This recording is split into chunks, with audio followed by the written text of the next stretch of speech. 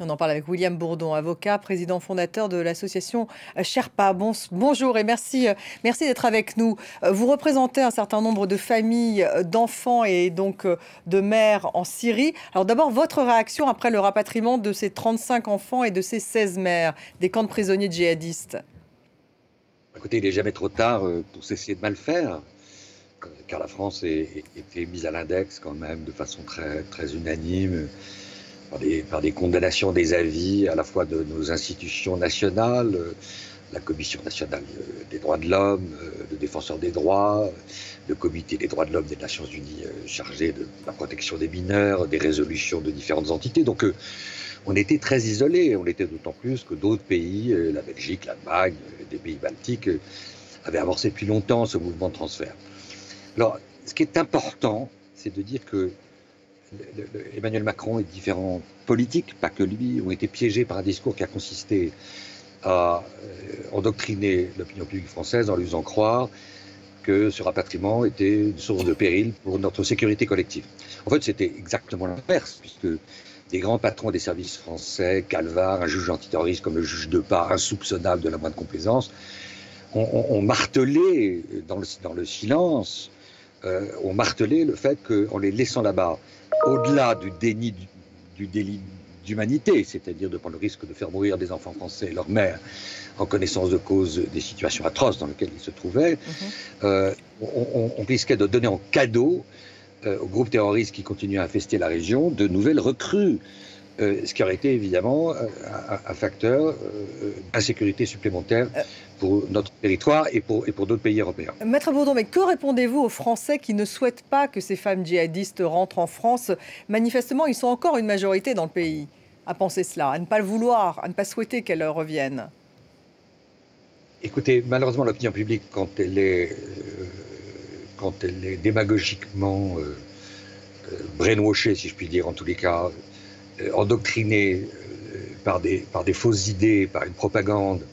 Je me souviens d'un parlementaire de la majorité qui disait que même ces bébés étaient des bébés terroristes, comme s'ils étaient infectés par un lait toxique, par un sang toxique. Vous savez, la démagogie peut être très efficace. Et là, elle l'a été.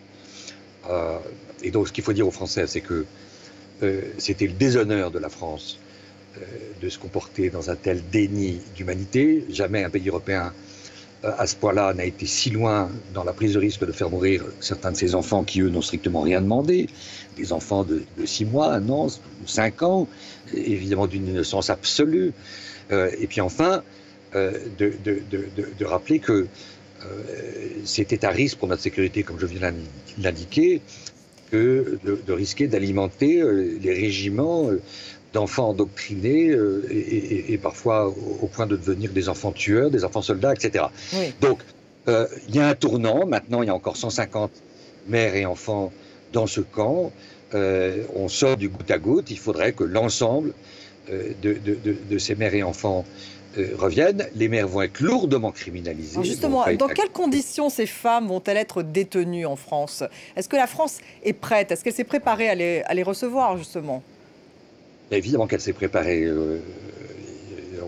On lance une opération comme celle-là si on ne mobilise pas les services secrets français, la DGSI, dont les agents sont au travail depuis cette nuit, des juges d'instruction qui veulent devoir mettre en examen à la chaîne un certain nombre de mères. Elles vont être lourdement criminalisées. Elles ne s'attendent pas à être reçues, évidemment, avec un bouquet de roses, c'est moins qu'on puisse dire, c'est un euphémisme. Donc certaines d'entre elles vont être certainement placées en détention. Un nombre important sont en risque d'être condamnés à des peines lourdes, où d'ailleurs la France se distingue par rapport à d'autres pays européens par la sévérité des peines qui sont prononcées à l'encontre de celles qui parfois, sous la menace ou sous la contrainte, pas toutes, je n'en fais pas des victimes de façon globale, mais ont été rejoints de leur mari sans forcément avoir une connaissance intime de ce qui allait se passer. Donc, il y a deux circuits, le circuit judiciaire et puis il y a le circuit assistance éducative, c'est-à-dire que ces enfants qui sont évidemment gravement justement, désorientés. comment s'occuper de ces enfants? La France, est-ce qu'elle est prête aussi à s'en occuper? Un certain nombre de ces enfants ont été radicalisés aussi. Alors, il y a aujourd'hui un savoir-faire et une expertise française, heureusement, qu'on ne fait pas tout mal. C'est-à-dire qu'il y a un service social à l'enfance avec des juges pour enfants qui vont organiser un circuit fléché qui va conduire ces enfants d'abord à être placés dans familles, des familles d'adoption pour un certain temps, des familles d'accueil, des familles qui sont largement identifiées pour la qualité de leur tendresse, de leur savoir-faire. Tout ça demande un dépistage très, très, très, très sérieux. Les grands-parents qui sont quand même